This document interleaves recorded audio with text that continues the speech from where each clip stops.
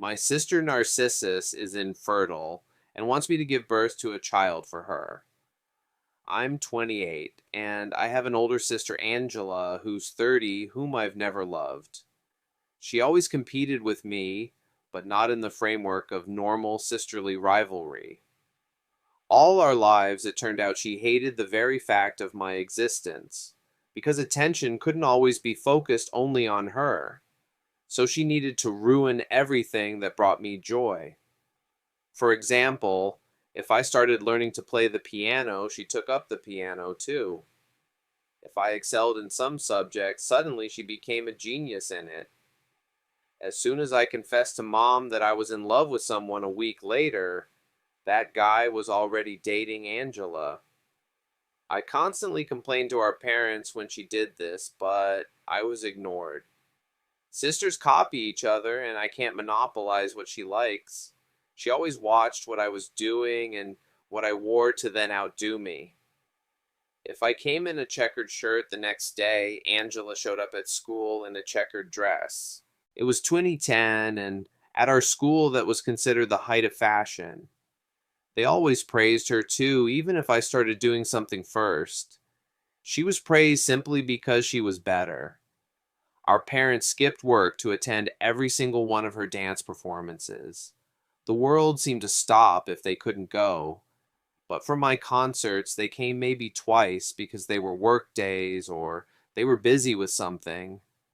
Angela reveled in it. She constantly whispered nasty things about me in front of our parents. When they weren't around, she directly told me she hated me and that I should stop trying because I'd always be second place. At school, Angela deliberately tripped me, threw things at me, and almost daily beat me in the hallways. The school intervened a few times. She was threatened with suspension, but our parents always defended her. They kept telling the administration that it was family matters and a normal sisterly quarrel. Our parents never punished her once. I often got in trouble myself because Angela would start crying, claiming I was supposedly bullying her. In one such case, she deliberately left bruises on herself to prove to Dad that I had beaten her. Because of the malicious rumors Angela spread about me, I became an outcast. It was hard for me to make friends, so I only hung out with kids from other neighborhoods. Soon she made sure I had no one left at all. She tracked them down, befriended them, lied to them that our parents supposedly spoiled me, and that I constantly humiliated her.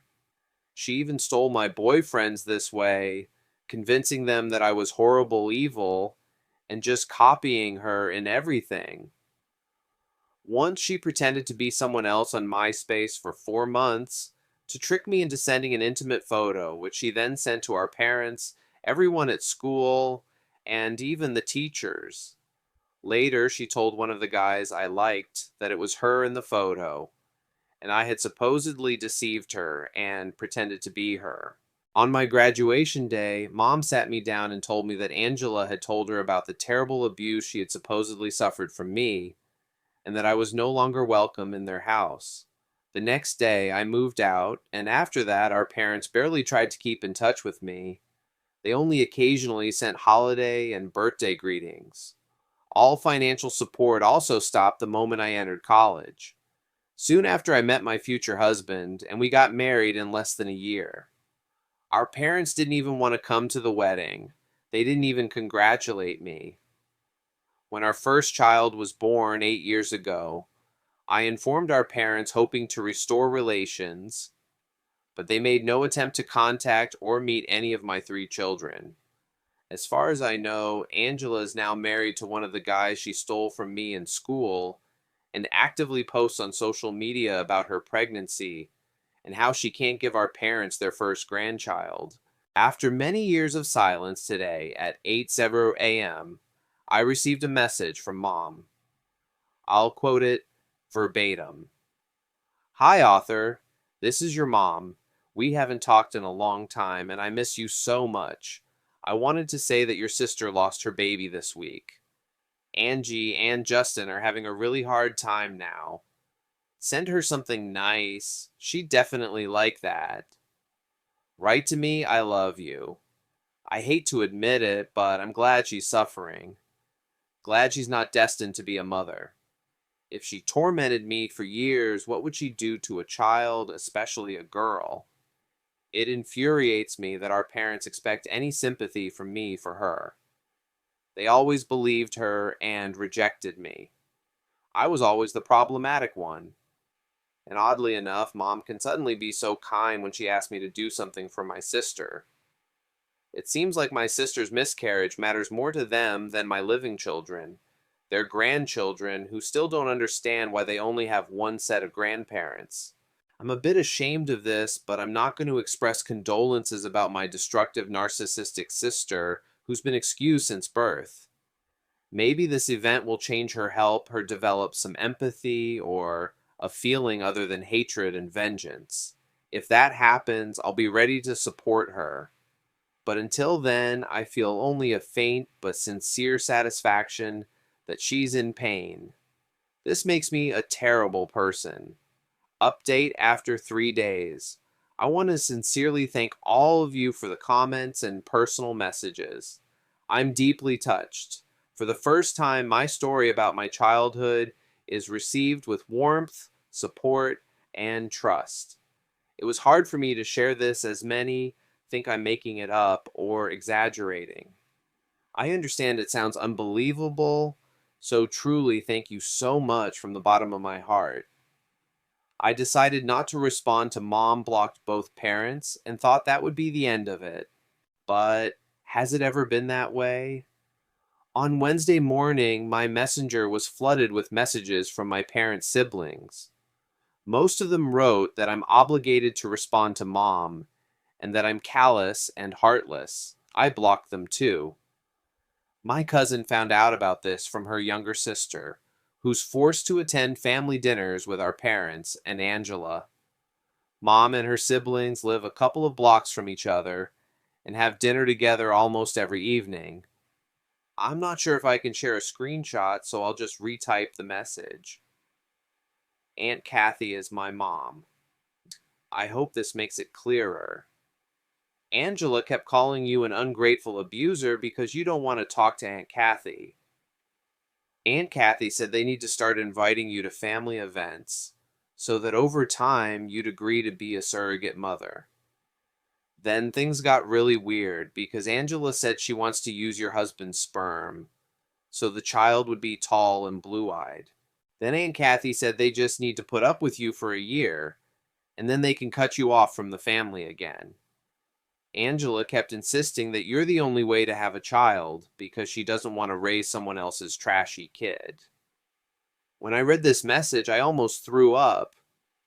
Do they really think my womb is some kind of incubator they can rent for kind words and a casserole? Though you know it's good that Angela is too narcissistic to consider adoption. I'm completely and irrevocably cutting all ties with them. If any of them try to approach me, I'll immediately file for a restraining order so they can't even get near my doorstep. After this pathetic attempt at a conspiracy where they wanted to use me as some kind of clearance sale incubator and all the crap they keep saying about me, I no longer consider them my family. My family is only the one I created myself. Sorry if this is hard to read, but you wanted an update, so here it is. At least there's some benefit from it. Anyway, thank you again. Now the second story, I'm studying at a medical university and my fiancée threw a tantrum when she saw a picture of a vagina in my anatomy textbook. I don't know what to do. A bit of background. I'm 22. My fiancée Annie is also 22 and we've known each other since childhood. We started dating in high school and have been together for 6 years. After school, we both enrolled in our local university. And in my 3rd year of undergrad, I proposed to her. I've always dreamed of becoming a doctor, as has she. When the application process started, I applied to various medical schools. Initially, I planned to continue studying at our state university, to avoid big debts. In the end, I did get into the med school there, but unexpectedly, I also got an invitation from one of the top medical schools in the country. It's in the top three. The problem is that it's on the other side of the country, on the opposite coast of the USA. I probably would have declined this opportunity if I hadn't received a partial but still significant scholarship. Studying there would still be more expensive than at my home university, but not by much, maybe a couple $1,000s.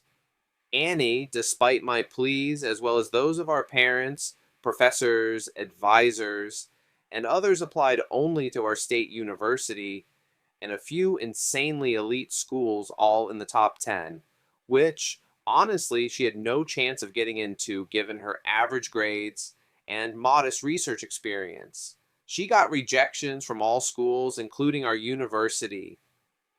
Understandably, this hit her hard, and I'm trying my best to support her and help her not lose hope. The current situation is this. I'm studying at that top medical school on the other side of the country, and Annie decided to take a gap year to improve her resume work on research projects, shadow practicing doctors, and so on. She's living with me now. There were no jobs in her field political science that would allow her to combine it with research, either here or back home. So she's temporarily working part-time in retail. I try to support her as much as I can. I understand this is a tough period for her. I've never once said I told you so or anything like that. Here's what happened on Friday evening. I was at home preparing for an exam that was on Monday when Annie came back from work. She came up to me, kissed me. I asked how her day went. She didn't answer, then suddenly frowned. A couple of seconds later, she said, "What the hell is wrong with you?" and pointed at the vagina image in my textbook. I was stunned. Recovering a bit from the shock, I replied, "What do you mean I'm studying?" To which she said something like, "You know perfectly well what I mean. Why the hell are you staring at pictures of vaginas?" This was very strange because she knows I sometimes watch adult content and she's never had a problem with it. Moreover, I know she sometimes watches it too. I tried to explain that I have to study anatomy since I'm in medical school, but that didn't satisfy her. She grabbed the textbook, ran to the bedroom, and slammed the door. I heard her crying and kept apologizing. A few minutes later, she opened the door, threw her engagement ring at me, slammed the door again, and continued sobbing. I spent the rest of the night on the couch. The next morning, she was already gone. I checked my phone. There was a message from her saying she's staying at a friend's place and that she's had enough. If I don't quit medical school and find another job, because verbatim she doesn't want me looking at vaginas like some freaking pervert. This is completely unlike her. She's always been calm and reasonable. She has no mental disorders or anything like that. I'm not a fool and understand that this isn't about the anatomical vagina picture, but I have no idea what to do. She stopped responding to messages and isn't picking up the phone. I talked to the friend she's staying with. She called me a jerk and said Annie is crying and getting drunk, and they both don't want me to come over. Annie's parents passed away long ago, and she has almost no close relatives. I have no idea what to do now. I love her more than anything in the world, but there's absolutely no chance I'll abandon my dream for her. I'd rather end the relationship than give in to such insane demands, but I'm really worried about her mental state, and am asking for your advice. Well, before we continue, I suggest you write your opinion on this story in the comments right now. I think the author is absolutely right here, and Annie is acting completely inadequately. It feels like she's just angry at the author because she didn't get into a prestigious school, but he did. Like, she feels inferior to him, and it really bothers her. Maybe she's imagined something like the author is belittling her. You know, when you get an intrusive thought and keep fantasizing that, yes, that's exactly how it is. There was this hint, or is it just me who gets intrusive thoughts? Anyway, let's move to the update. Update. I'll say right away, Annie didn't cheat on me and isn't pregnant. Yesterday, I realized I'd had enough. I went to her with a firm intention to break up. When I arrived, she was half drunk. There was a lot of yelling and cursing at me. That's when I found out why she wanted me to quit studying. It wasn't about the vagina pictures in the textbook at all. In my sophomore year, two of my friends dropped out of university to start their own IT startup and invited me to join them. I had completed a bachelor's in computer science. I declined because I wanted to focus on my dream of becoming a doctor. Fortunately, their startup took off, and last year they sold it to a major tech company for a very decent sum. I was genuinely happy for them. After the deal, as you can guess, their lives changed. One proposed to his girlfriend with some giant ring. They're constantly vacationing on islands with their families. Apparently, all this sparked intense envy in my girlfriend, and she staged this vagina circus to force me to quit medical school. Because, in her words, I could easily get a job at a bank and earn $150,000 a year, so we wouldn't live like paupers. And also, I'm a complete idiot for not having done it already. But I still didn't understand anything. I asked about our shared dream of becoming doctors. It turned out she never wanted to go into medicine and only said it because I kept talking about it. Well, that explains a lot, including how she applied to schools. I immediately broke up with her and said, "Don't contact me anymore. For now, she'll stay at her friend's and we'll figure out how to move apart." Well, if you wrote comments on this story, it's interesting whether you got it right or not. As we can see, I was partially right. Right in the sense that the girl really wanted him to quit medical school, but wrong in that his friends got rich. Yes, the real reason is much more plausible and logical. Let's move to the next story, the third. My girlfriend confessed to me that she went on our first date out of pity because she knew about my crazy crush on her. I'm 28 and my girlfriend is 31. We've been together for 3 years. I was in love with her back in school. We went to the same school and she was a year older. My crush was so obvious that literally everyone knew about it. If I was somewhere near her, people immediately gave us knowing looks. And if we ended up close, my friends would mercilessly tease me. Basically, it was impossible to hide, but I never mustered the courage to ask her out. After school, we went to study in different countries and weren't even friends on Facebook. About 3.2 years ago, I was at a friend's birthday party and saw her again. It was definitely her, only now even more beautiful. The birthday guy was our mutual school acquaintance and, of course, knew about my crush. There were 2 or 3 other mutual friends there who also knew, and they actively pushed me to go talk to her. Finally, trembling with fear, I approached her. She, of course, recognized me. We chatted nicely and exchanged numbers and social media. Cautiously, I started trying to find out if she was single. To my huge relief, there was no hint of other men on her feed, and I felt encouraged. I texted her to suggest meeting up, almost certain I'd get rejected. But to my great surprise, she agreed. We met, and it turned out we had a lot in common. We agreed to meet again. That's how it all started, and soon we became a couple. She turned out to be even better than I imagined, and she's also very happy in our relationship.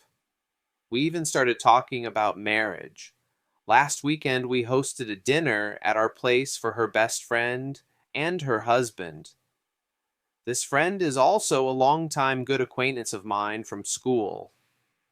After dinner, we were sitting and chatting, and everyone except me was pretty drunk since the guests were staying over. We were talking, and then her drunk best friend suddenly turned to my girlfriend and said, "Look how happy you are today. I'm even proud looking at you too." I smiled and said, "Well, thanks." But then she continued talking to my girlfriend. "You didn't even want to give this guy a chance and only agreed after I nagged you to go on at least one pity date with him. Your plan was to just politely reject him after that meeting, and now you're sitting here discussing your future together. I'm so glad I convinced you to give him a chance. Imagine if you hadn't changed your mind and rejected him." By this point, her husband realized things had gotten too awkward and took her to bed. I immediately noticed from my girlfriend's face that she tensed up. We went to bed too. When she came into the room after changing, she was already crying. She took my hand and said, "Please don't pay attention to her words." I asked, "Is it true?" And she admitted that yes, she always knew I was crazy about her. And when I asked her out, she didn't want to be harsh and just rejected me outright. So she discussed it with her friend, who was her roommate at the time. The friend knew me and tried to convince her to give me a chance, but my girlfriend still wasn't sure. In the end, the friend suggested going on 2 or 3 dates with me and then gently rejecting me. And my girlfriend agreed, but then she realized there was a real connection between us and wanted to keep dating. And here we are together for 3 years. I hugged her and said, "It's okay, no need to worry, it's in the past." But as you can understand, it still hurt me. I think she realized it because since that day, she's been especially attentive and affectionate. So, on one hand, I'm the guy who's really going to propose and marry the girl of his dreams. And even cooler, because our relationship is exactly as I imagined, only 10 times better. But on the other hand, yes, it's a bit painful to realize that she initially agreed to date me only out of pity. Help me not ruin everything and not destroy such a wonderful relationship. Thank you. I'll share a bit of my opinion on this situation. To me, it's obvious that the friend just wanted to elevate herself, show how great she is, show them that she's the one who brought them together and that they should be grateful to her. And of course, not without a bit of humiliating the author. Basically, to feel her superiority and importance on both counts. So, what to do with the relationship? Nothing, just keep living. It's clear that it would be unpleasant for me to find out something like this, but still, that's life. Everyone takes what they can.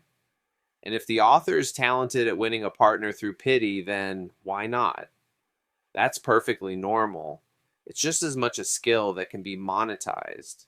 People who stand with an outstretched hand complaining about their lives when things aren't actually that bad will confirm this. Write your opinion in the comments, agree with me, disagree, and let's find out what happened next. Update after 2 days. I think it's worth telling what happened after I wrote the post. In the morning, the best friend apologized for her tactless words the previous day. She said she had too much to drink and just wanted to take credit for bringing us together to feel like a matchmaker, so to speak. But in her drunken state, she said too much. I replied that she had nothing to apologize for. On the contrary, I should thank her for the fact that my girlfriend and I went on that first date at all. After the friend left, I talked to my girlfriend and shared my feelings. I asked her why she was hesitant to date me back then. She took my hands and said she was just embarrassed.